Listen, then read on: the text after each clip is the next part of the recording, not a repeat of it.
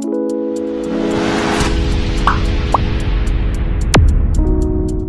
दोस्तों, मैं आर के सिंह आपके अपने YouTube channel NR science classes पे आपका स्वागत करता हूं। साथियों, हम लोगों ने पिछले वीडियो में क्लास 12th के लिए BACB द्वारा इंटरनेट पर जारी बायोलॉजी के लघुत्तरीय प्रश्न 1 से 10 तक के आंसर को देखा था, जिसका लिंक इस वीडियो के डिस्क्रिप्शन में दिया गया है। और अब इस वीडियो में हम लोग बायोलॉजी के लघुत्तरीय प्रश्न 11 से 20 तक के आंसर को देखेंगे। तो चलिए शुरू करते हैं। साथियों, हमारा 11वां नंबर क्वेश्चन है, कैनाबिनॉइड्स क्या है। 11 नंबर क्वेश्चन क्या है साथियों? कैनाबिनॉइड्स क्या है, जिसका आंसर है यह कैनेबिस सैटाइवा अर्थात भांग का ही वैज्ञानिक नाम है कैनेबिस सैटाइवा। यह कैनेबिस सैटाइवा पौधे में पाया जाने वाला प्राकृतिक यौगिक है। कैनेबिनॉइड्स क्या है साथियों? कैनेबिनॉइड्स एक कैनेबिस सैटाइवा पौधे में पाया जाने वाला एक प्राकृतिक यौगिक है, जो ड्रग के रूप में सेवन से हृदय वाहिका तंत्र प्रभावित होता है। ये कैनेबिस सैटाइवा जो है, जिसे हम लोग भांग कहते हैं, कैनेबिस सैटाइवा से प्राप्त क्या होता है? कैनेबिनॉइड्स प्राप्त होता है, और इसे ड्रग के रूप में लेने से हृदय वाहिका तंत्र क्या होता है? प्रभावित होता है। और इसे आमतौर पर अंतःश्वसन और मुख द्वारा खाया जाता है, मतलब मुंह से खाया जाता है, या तो अंतःश्वसन मतलब सांस से शरीर के अंदर भेजा जाता है। तो यही है हमारा क्या चीज? कैनेबिनॉइड्स। समझ में आ गया साथियों? क्या था हमारा कैनेबिनॉइड्स? कैनाबिनॉइड्स कैनेबिस सैटाइवा अर्थात भांग के पौधे में पाया जाने वाला एक प्राकृतिक यौगिक है, जो ड्रग के रूप में सेवन करने से हृदय वाहिका तंत्र प्रभावित होता है, और आमतौर पर इसका उपयोग अंतःश्वसन या मुख के द्वारा किया जाता है। नेक्स्ट क्वेश्चन है, सक्रिय प्रतिरक्षा क्या है। सक्रिय प्रतिरक्षा क्या है, जिसका आंसर है यह वैसा प्रतिरक्षा है जिससे शरीर रोगाणुओं से लड़ने के लिए स्वयं पैदा करती है। सक्रिय प्रतिरक्षा क्या है साथियों? यह वैसा प्रतिरक्षा है जिसे शरीर रोगाणुओं से लड़ने के लिए क्या करते हैं? स्वयं मतलब खुद से पैदा करते, खुद से बनाती है। तो वैसे प्रतिरक्षा क्या कहते हैं? सक्रिय प्रतिरक्षा। याद रहेगा साथियों, सक्रिय प्रतिरक्षा क्या है? यह वैसा प्रतिरक्षा है जिसका निर्माण हमारा शरीर स्वयं करता है रोगों से लड़ने के लिए। इसलिए लिखा गया कि यह वैसा प्रतिरक्षा है जिसे शरीर रोगाणुओं से लड़ने के लिए स्वयं पैदा करती है, और यह जो है पूरे जीवन भर कार्य करते रहता है। सक्रिय प्रतिरक्षा क्या करता है? पूरे जीवन भर कार्य करता है, और यह हमारे शरीर को कोई कठिनाइयों का सामना नहीं होता। इससे किसी प्रकार के कठिनाई का सामना शरीर को करना नहीं पड़ता है, और यह प्रभावशाली होने में अधिक समय लेता है।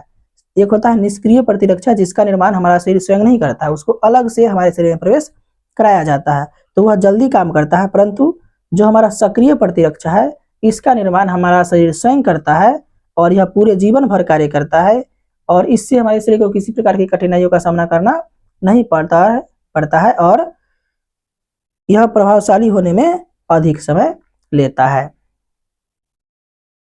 नेक्स्ट क्वेश्चन है, संस्थापक प्रवाह क्या है। क्या है क्वेश्चन? क्वेश्चन है कि संस्थापक प्रवाह क्या है। संस्थापक प्रवाह, देखिए आंसर लिखा गया कि आनुवांशिक अपवाह में कम पाए जाने वाले जीन या अलील अलग होकर नई समष्टि का निर्माण करता है, तो इसे क्या कहते हैं? संस्थापक प्रवाह कहते हैं। क्या है? आनुवांशिक अपवाह में, आनुवांशिक अपवाह में जो कम पाए जाने वाला जीन है, जो जीन या एलील कम पाया जाता है, वह अलग होकर और नया समष्टि, नया जनसंख्या का निर्माण करता है, तो इसे क्या कहते हैं? संस्थापक प्रवाह। इसे संस्थापक प्रवाह क्यों कहा गया?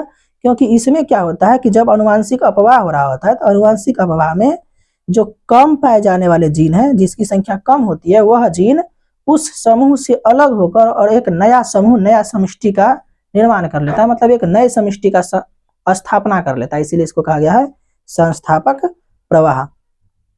तो याद रहेगा साथियों, संस्थापक प्रवाह क्या है? आनुवांशिक अपवाह में कम पाए जाने वाली जीन या अलील अलग होकर जब नए समष्टि का निर्माण करता है, तो इसे ही कहते हैं संस्थापक प्रवाह।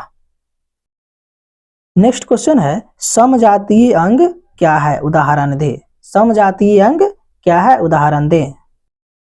जिसका आंसर है विभिन्न जीवों में पाए जाने वाले वे अंग जिनकी उत्पत्ति और मूल रचना समान हो किंतु कार्य अलग अलग हो, उसे क्या कहते हैं? समजातीय अंग कहते हैं। याद रहेगा साथियों, समजातीय अंग, समजातीय अंग क्या है? वैसा अंग, अलग अलग जीवों में पाए जाने वाला वैसा अंग जिनकी उत्पत्ति और मूल रचना, यह क्या होगा? समान। उत्पत्ति और मूल रचना समान हो किंतु कार्य अलग अलग हो तो उसे क्या कहेंगे? समजातीय अंग कहेंगे। एक और होता है हमारा असमजातीय अंग। असमजातीय अंग वैसा अंग जिनके उत्पत्ति और मूल रचना असमान हो किंतु कार्य समान हो तो उसे कहेंगे असमजातीय अंग। लेकिन यहाँ पे हमारा क्वेश्चन क्या है? यहाँ पे है समजातीय अंग। तो अलग अलग जीवों में पाए जाने वाले वे अंग जिनकी उत्पत्ति और मूल रचना समान हो किंतु कार्य अलग अलग हो तो उसे कहेंगे समजातीय अंग। जैसे यहाँ पे कहा था कि उदाहरण दे, तो जैसे में घोड़े का अग्रपाद और मानव का हाथ।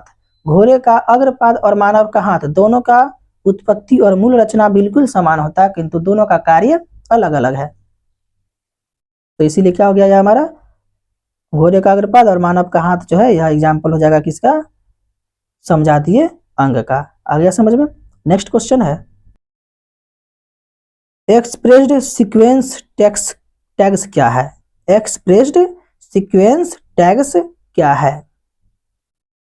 साथियों, एक्सप्रेस्ड सीक्वेंस टैग्स को शॉर्ट में EST भी कहा जाता है। EST, E for expressed, S for sequence और T फॉर टेस्ट। तो इसे शॉर्ट में संक्षिप्त में कहा जाता है EST अर्थात एक्सप्रेस्ड सीक्वेंस टेस्ट। तो यहाँ पे क्वेश्चन क्या था कि एक्सप्रेस्ड सीक्वेंस टेक्स क्या, इसी को शॉर्ट में क्या कहते हैं? EST कहते हैं। अर्थात EST क्या है? तो EST mRNA अनुक्रम के टुकड़े होते हैं। EST क्या है? EST mRNA अनुक्रमों के टुकड़े होते हैं। अब यहाँ पे mRNA क्या है? M फॉर होता है मैसेंजर, मैसेंजर RNA, वह RNA जो सूचना को लाने ले जाने का कार्य करता है तो उसे क्या कहते हैं? mRNA अर्थात मैसेंजर RNA। तो EST क्या? EST mRNA अनुक्रम का टुकड़ा होता है जिनका इस्तेमाल कोशिकाओं में मौजूद जीन की पहचान के लिए किया जाता है। EST है क्या? EST mRNA अनुक्रमण का छोटा टुकड़ा है जिसका इस्तेमाल कहाँ करते हैं? जिसका इस्तेमाल कोशिकाओं में मौजूद जीन की पहचान के लिए किया जाता है। तो इस तरह से समझ गए साथी हम लोग EST अर्थात एक्सप्रेस्ड सीक्वेंस टेस्ट को समझ गए। यह क्या था? यह था mRNA के अनुक्रम का टुकड़ा जिनका इस्तेमाल कोशिकाओं में मौजूद जीन की पहचान के लिए किया जाता है। नेक्स्ट क्वेश्चन है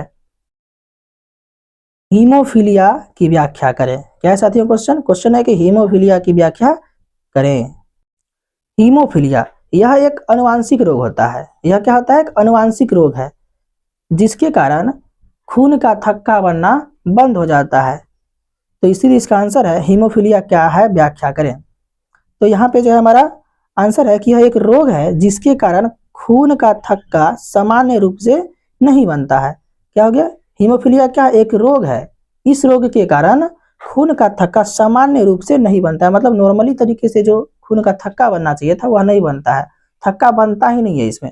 अगर जरा सा भी कहीं पे कट जाए तो वह लगातार क्या होता है? खून बहते रह जाता है, थक्का बन करके, और खून बहना बंद नहीं होता है। तो इसी रोग को क्या कहते हैं? हीमोफीलिया कहते हैं। यह अनुवांशिक रोग है अर्थात यह रोग माता पिता से आने वाले पीढ़ी में भी हो सकता है। तो यही था हमारा हीमोफीलिया। तो क्वेश्चन था हीमोफीलिया की व्याख्या करें। तो यह एक रोग है जिसके कारण खून का थक्का बनना सामान्य रूप से बंद हो जाता है, अर्थात सामान्य रूप से खून का थक्का नहीं बनता है। और हीमोफीलिया में कमी क्या हो जाता है? हीमोफीलिया में कमी हो जाता है रुधिर में पाई जाने वाली प्रोटीन। रुधिर अर्थात ब्लड, ब्लड में जो प्रोटीन पाया जाता है वह प्रोटीन कौन सा है? प्रोथ्रोम्बिन। रुधिर में पाई जाने वाली जो प्रोटीन प्रोथ्रोम्बिन है यह नहीं बनता है, और प्रोथ्रोम्बिन नहीं होने के कारण ही रक्त का थक्का नहीं बनने लगता। रक्त का थक्का नहीं बनने लगा मतलब कौन सा रोग हो गया? हीमोफीलिया रोग हो गया। तो इसीलिए हीमोफीलिया क्या? हीमोफीलिया एक तरह का अनुवांशिक रोग है जिसके कारण खून का थक्का सामान्य रूप से नहीं बनता है, और इस रोग के कारण ब्लड में प्रोथ्रोम्बिन नहीं पाया जाता है। और लक्षण क्या है इसका? लक्षण है कि चोट लगने पर रक्त का बहाव का नहीं रोकना।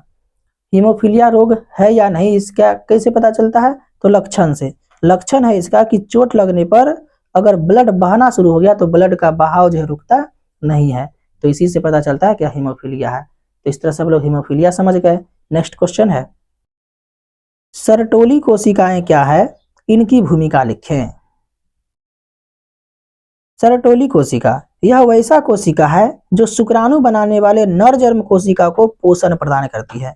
क्या है यह सर्टोली कोशिका? एक ऐसा कोशिका है जो शुक्राणु बनाने वाले नर जर्म कोशिका क्या करता है? शुक्राणु बनाता है।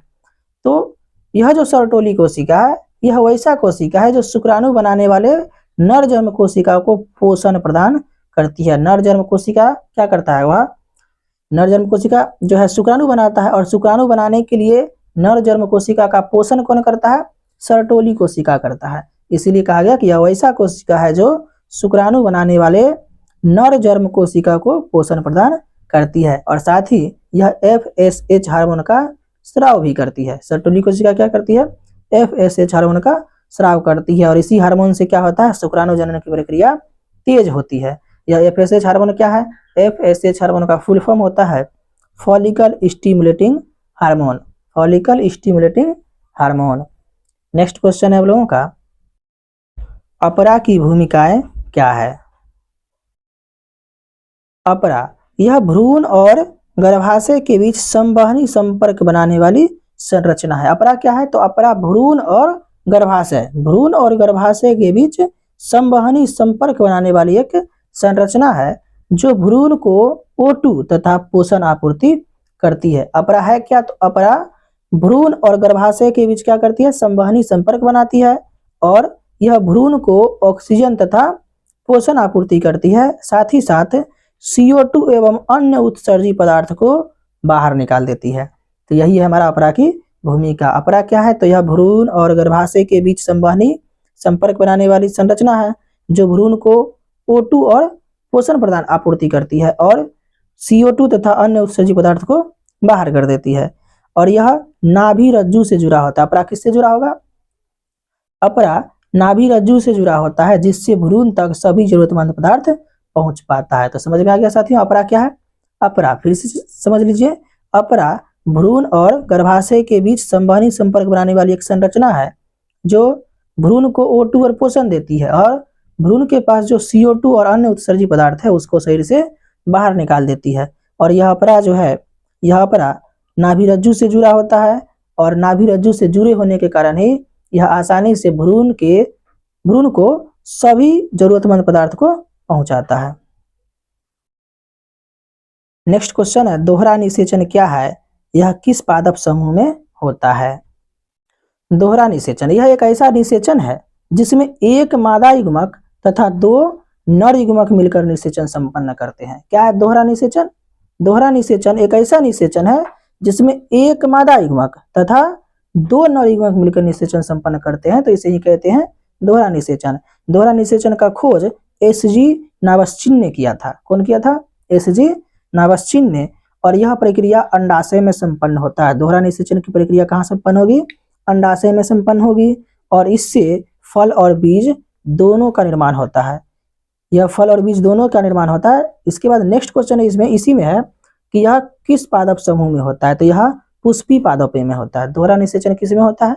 दोहरा निषेचन पुष्पी पादपों में होता है। तो समझ में आ गया दोहरा निषेचन।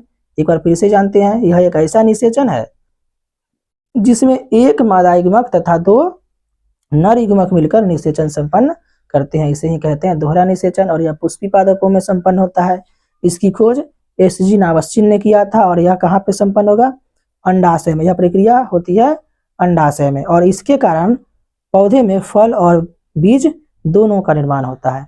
नेक्स्ट क्वेश्चन है, बहुभ्रूणता क्या है? उदाहरण दें। बहुभ्रूणता यह एक निषेचित अंडे से 2 या 2 से अधिक भ्रूणों के विकसित होने की प्रक्रिया है। साथियों शब्द ही यहाँ पर बहुभ्रूणता, मतलब भ्रूण कितना होगा? 1 से अधिक। एक निषेचित अंडे से 2 या 2 से अधिक भ्रूण का बनना ही कहलाता है। विकसित होने की प्रक्रिया को ही कहते हैं बहुभ्रूणता। इसलिए लिखा गया कि यह एक निषेचित अंडे से 2 या 2 से अधिक भ्रूणों के विकसित होने की प्रक्रिया है। बहुभ्रूणता क्या है? एक निषेचित अंडे से 2 या 2 से अधिक भ्रूण बनने की एक प्रक्रिया है। और उदाहरण भी पूछा था, तो बहुभ्रूणता का उदाहरण, बहुभ्रूणता के कारण ही मनुष्यों में जुड़वा बच्चा पैदा होता है। तो यही क्या हमारा उदाहरण बन गया। ये जुड़वा बच्चा पैदा होना किसका एग्जाम्पल है? बहुभ्रूणता का। बहुभ्रूणता क्या होता है? तो एक निषेचित अंडे से दो या दो से अधिक भ्रूणों के विकसित होने की प्रक्रिया को ही कहते हैं बहुभ्रूणता। और इसी के कारण क्या होता है, मनुष्यों में जुड़वे बच्चे का जन्म होता है। साथियों, इस तरह से इस वीडियो में हम लोगों ने क्लास 12th के बीएसईबी के द्वारा क्लास 12th के लिए इंटरनेट पर जारी बायोलॉजी के लघुत्तरीय प्रश्न के प्रश्न संख्या 11 से लेकर 20 तक के आंसर को सीखा, और अगले वीडियो में हम लोग इसके दीर्घोत्तरीय के आंसर को देखेंगे।